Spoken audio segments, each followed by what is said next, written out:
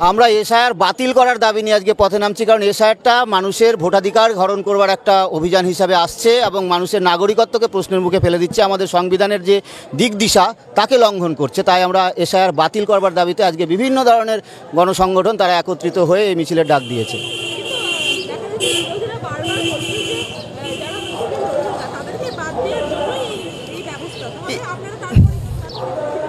মুসলিম রোহিঙ্গা বাদ দেওয়ার প্রসঙ্গটা আসছে কোথা থেকে? রোহিঙ্গা একটা ওখান থেকে উৎপীড়িত জনজাতি, এথনিক গোষ্ঠী, যারা ওই দেশ থেকে অন্য দেশগুলোতে আশ্রয় নিয়েছে। তার ম্যাক্সিমাম পোর্শনটাই 12 লাখ আছে বাংলাদেশে। আমাদের ভারত সরকারের হিসেব অনুযায়ী ভারতে মাত্র 20 থেকে 22 হাজার রোহিঙ্গা শরণার্থী আছে। তো তাদেরকে শরণার্থী স্ট্যাটাস দেওয়া হোক। তারা তো ভোটাধিকার চাইছে না, তারা তো নাগরিকত্ব চায়নি এখানে। তাদের দেশের সমস্যা মিটে গেলে তারা আবার চলে যাবে। তাদের প্রসঙ্গ আসছে কেন? তাহলে 20-22 হাজার রোহিঙ্গাদের জন্য 140 কোটি মানুষকে আপনি দৌড় করাবেন? এটা কোনো প্রক্রিয়া হতে পারে? এটা কোনো বৈজ্ঞানিক প্রক্রিয়া হতে পারে না, গণতান্ত্রিক প্রক্রিয়া এটা। ফলত ওটা একদমই ব্লাফ, ওটা মিথ্যা কথা। কোথায়? এই তো বিহারে হয়েছে, ফাইনাল তালিকা বেরিয়েছে, সেখানেতে কজন রোহিঙ্গা? একজন রোহিঙ্গা দেখাতে পেরেছে? ওখানে তো 80 লক্ষের ওপর বেশি মানুষকে বাদ দিয়ে দিয়েছে, জীবিতদের মৃত, মৃতদের জীবিত করে। সেখানেতে কেওয়াটিক সিচুয়েশন। শুদ্ধ তালিকা তো দূরের কথা, সম্পূর্ণ ডুপ্লিকেট ধরনের তালিকা, সব বিভ্রান্তিমূলক তালিকা তারা তৈরি করেছে। চূড়ান্ত তালিকা বেরোনোর পর তো আমরা দেখতে পাচ্ছি।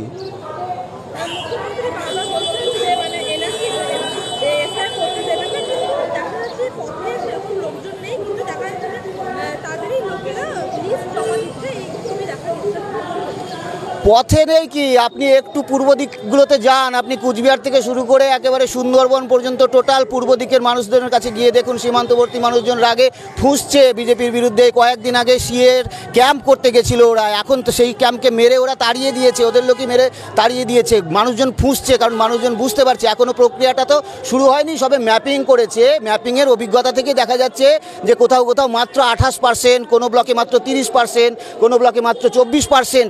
এত কম পার্সেন্টেজের নাম ওরা 2002-এর তালিকায় পেয়েছে। তাহলে বাকি এই যে 70 থেকে 80% নাম পেল না, এদেরকে তাহলে এখন নাগরিকত্বের প্রমাণ দিয়ে প্রমাণ করতে হবে, ভোটার তালিকায় উঠতে হবে। এরা কোথা থেকে প্রমাণ করবে? কার কাছে কাগজপত্র আছে? যে কাগজপত্র আছে সে কাগজপত্র দিয়ে হচ্ছে না, আর যে কাগজপত্র চাইছে সে কাগজপত্র মানুষের কাছে নেই। তো মানুষ রাগে ফুঁসছে, আপনারা খোঁজ নিন, দেখতে পাবেন মানুষ রাগে ফুঁসছে।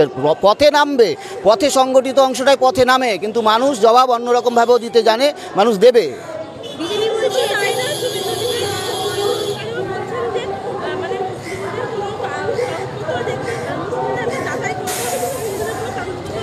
এগুলো ব্লক কথা। এই যে এই মুহূর্তে দাঁড়িয়ে পশ্চিমবাংলার বুকে কিছুদিন আগে ধরুন যে ওদের সরকার আধার কার্ড ব্লক করে দিচ্ছিল। আধার কার্ড ব্লক কি মুসলিমদের হয়েছে? আধার কার্ড ব্লক কাদের হলো? হিন্দু মুসলিমের ব্যাপার নয়, এটা একটা ধোঁকাবাজি দিতে চাইছে। এটা ইতিমধ্যেই পশ্চিমবাংলার মানুষ, বিশেষত যাদের টার্গেট করে মতুয়াদের ওরা বলছিল যে তোমরা হিন্দু, তোমাদের কোনো ভয় নাই, ইতিমধ্যে মতুয়ারা বুঝে গেছে যে ওটার একটা মরণ ফাঁদ। তো আগে তাদের ডিক্লেয়ার করতে হবে যে তারা বাংলাদেশ থেকে উৎপীড়িত হয়ে এসেছে। তাদেরকে প্রথমেই নিজেদেরকে বলতে হবে যে আমরা বিদেশি, তারপরে তারা নাকি আবেদন করতে পারবে। এই ব্লাফটা পশ্চিমবাংলার মানুষ বুঝতে পারছে। তথাকথিত যে যাদেরকে টার্গেট করে ওরা এই কাজটা করবার চেষ্টা করছে, নমশূদ্র মতুয়া সম্প্রদায়, তারা বুঝতে পারছে। বুঝতে হবে তো যে আমাদের দেশের যখন স্বাধীনতা অর্জন করছে তখন আমাদের দেশটা ভাগও হচ্ছে, খণ্ডিত হচ্ছে, বাংলা খণ্ডিত হচ্ছে। তাহলে এটা একটা রাজনৈতিক ঐতিহাসিক সমস্যা যে এই মানুষেরা যখন এপারে এসেছে তখন তাদের নাগরিকত্বের প্রশ্নটা কি হবে। এটা আমাদের সংবিধানে ছিল যে তারা নাগরিকত্বের হকদার, তাদেরকে এখানকার নাগরিকত্ব দিতে হবে। কিন্তু পরবর্তীতে নাগরিকত্ব আইনটাকে সংশোধন করে নিয়ে, চেঞ্জ করে নিয়ে বিজেপি সরকার 2003 সালে সমগ্র এই যে নমশূদ্র সম্প্রদায়, যারা প্রজন্মের পর প্রজন্ম ধরে এখানে এসে বসবাস করছে, বিভিন্ন সময় ওপার থেকে স্বাধীনতার এই দেশ ভাগের ফলে যারা এসেছে তাদেরকে এক কথায় ইল্লিগাল ইমিগ্রান্ট বানিয়ে দেয়। তারপরে তাদেরকে বলছে মতুয়া কার্ড দেবো, ওরা বলছে মতুয়া কার্ড দেবো। মতুয়া কার্ডটা দিয়ে কি কখনো ওটা প্রমাণ হবে নাকি যে তারা উৎপীড়িত হয়ে ওই পার থেকে এসেছিল? সুতরাং সম্পূর্ণভাবে এরা হিন্দু মুসলিম নির্বিশেষে আসলে গরিব মানুষ, সাধারণ মানুষ, খেটে খাওয়া মানুষ এবং মহিলারা কোথা থেকে কাগজপত্র দেবে? ভাবুন তো যে 2002 সালের তালিকায় কারোর যদি নাম থেকেও থাকে, সে তখন ধরুন 18 বছর বয়স তার হয়েছিল, এরপরে সে নাম তুলেছে, তারপরে 19, 20, 21, 22 বছরে হয়তো তার বিয়ে হয়ে গেছে, বিয়ে হয়ে সে শ্বশুর বাড়ি গেছে, সেখানে সে তার নাম বদলে গেছে, পদবি বদলে গেছে, ঠিকানা বদলে গেছে নতুন তালিকায়। এই দুটো তো সে মেলাতেও পারছে না। 22 বছর পরে, 20 বছর পরে বাপের বাড়ি থেকে সমস্ত ডকুমেন্ট আনার মতন সামাজিক কন্ডিশনও আমাদের নেই। সেক্ষেত্রে মহিলারা বাদ যাবে। বিহারের বুকে প্রচুর পরিমাণে মহিলা বাদ গেছে। সুতরাং সেটা হিন্দু মুসলমান নির্বিশেষে। আদিবাসীদের কথা ভাবুন তো, আমাদের উত্তরবঙ্গের আদিবাসীদের কথা ভাবুন। সেখানটাতে আপনার ওখানে উত্তরপ্রদেশ থেকে, বিহার থেকে, ঝাড়খণ্ড থেকে ওখানে হাজারে হাজারে সংখ্যায় চা বাগানে কাজ করতে এসেছিল কয়েক প্রজন্ম আগে।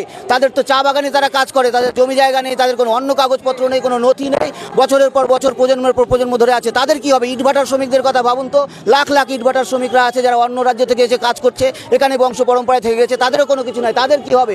বড় অংশের যে আদিবাসীরা যারা বারবার বিভিন্ন উন্নয়ন প্রকল্পে উচ্ছেদ হয়েছে, একবার দুবার তিনবার করে এক একটা জনগোষ্ঠী উচ্ছেদ হয়েছে, এই যে বিপুল পরিমাণে আদিবাসী তাদের কাছে কোথায় রয়েছে? গোটা গঙ্গা ভাঙন এলাকার কথা ভাবুন তো, বিভিন্ন নদী ভাঙন এলাকাগুলোতে তাদের বাড়িঘর ভেঙে চলে যাচ্ছে, এরকম হাজার হাজার উদ্বাস্তু মানুষ, বন্যাতে উদ্বাস্তু মানুষ, তারা কোথা থেকে দেবে নথি? মহিলারা কোথা থেকে দেবে? মহিলাদের জমি নেই, মহিলাদের কাগজপত্র থাকে না, মহিলাদের রাষ্ট্রীয় খাতায় মহিলাদের নাম নথিভুক্তকরণ শুরুই হয়েছিল ওই 1952 সালে ভোটার লিস্ট যখন তৈরি হয় তখন থেকে। এছাড়া তো মহিলাদের নাম নথিভুক্তকরণেরও প্রক্রিয়া ভারতবর্ষে কোনোদিন কোথাও ছিল না। আজকে কোথা থেকে তারা কীভাবে এই ডকুমেন্ট দেবে? সুতরাং এই পুরো ব্যাপারটাই হচ্ছে যে সার্বজনীন ভোটাধিকারের যে ধারণা, সেই সার্বজনীন ভোটাধিকারের ধারণাটাকে এখানটাতে ভেঙে দেওয়া এবং নাগরিকত্বের যে ন্যাচারাল প্রসেস ছিল সেটাকে ভেঙে দিয়ে, অর্থাৎ কেউ বাইরে থেকে এসে থাকলে কে নাগরিকত্ব ক্লেম করতে পারতো, নাগরিকত্ব ছিল অর্জন করার বিষয়, এরা সেটাকে পাল্টে দিয়ে বিজেপি করে দিয়েছে নাগরিকত্ব নির্ধারণের বিষয়। অর্থাৎ ওপর থেকে সরকার সবার নাগরিকত্ব নির্ধারণ করবে, কে নাগরিক কে নাগরিক নয়, সবাইকে 52 সালের 90 সালের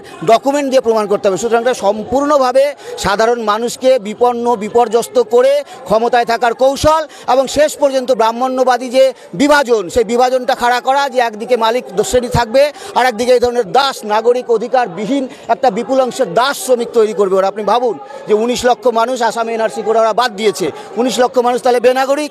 এই 19 লক্ষ মানুষকে নিয়ে ওরা কী করবে? কী করছে 19 লক্ষ মানুষকে নিয়ে? ওরা কি এই 19 লক্ষ মানুষকে বাংলাদেশে পাঠিয়ে দেবে? বাংলাদেশের সাথে ভারতের কি এরকম কোনো চুক্তি আছে যে ভারত পাঠাবে আর বাংলাদেশ নিয়ে নেবে? এরকম কোনো চুক্তি নেই। তাহলে 19 লক্ষকে কী করবে?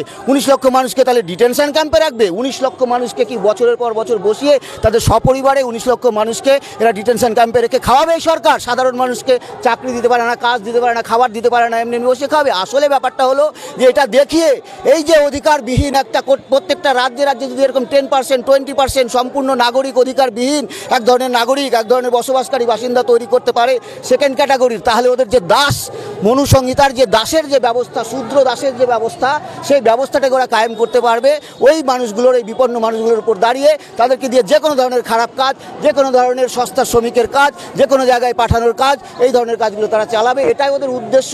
তাই তারা প্রথম থেকে এই আরএসএস তারা ভারতের স্বাধীনতা আন্দোলনে তো ছিলই না, স্বাধীনতা আন্দোলনের মধ্যে দিয়ে যে সংবিধান ভারতের তৈরি হলো তার বিরোধিতা করেছে। এরা ভারতবর্ষে ব্রাহ্মণ্যবাদ মনোবাদ কায়েম করতে চায়, তারই এজেন্ডা বাস্তবায়িত করছে নির্বাচন কমিশন। কারণ নির্বাচন কমিশনটা সম্পূর্ণভাবে কুক্ষিগত। আপনারা জানেন যে 2023 সালে আইনটাকে বদলে দিয়ে ওরা এই নির্বাচন কমিশনার নিয়োগের যে প্রক্রিয়া, সেই প্রক্রিয়াটাকে সরকার কুক্ষিগত করে নেয় এই নির্বাচন কমিশনারদের সেই বিজেপি আরএসএসের মনোবাদী ব্রাহ্মণ্যবাদী এজেন্ডাটাকেই কায়েম করবার জন্য। এনআরসি করতে পারেনি, এনআরসির বিরোধিতা হয়েছিল, এখন এসআইয়ের মধ্যে দিয়ে মানুষকে বিপন্ন বিপর্যস্ত করছে। আমার নাম মলয় তেওয়ারি, আমি সিপিআইএম এর লিবারেশনের রাজ্য কমিটির সদস্য।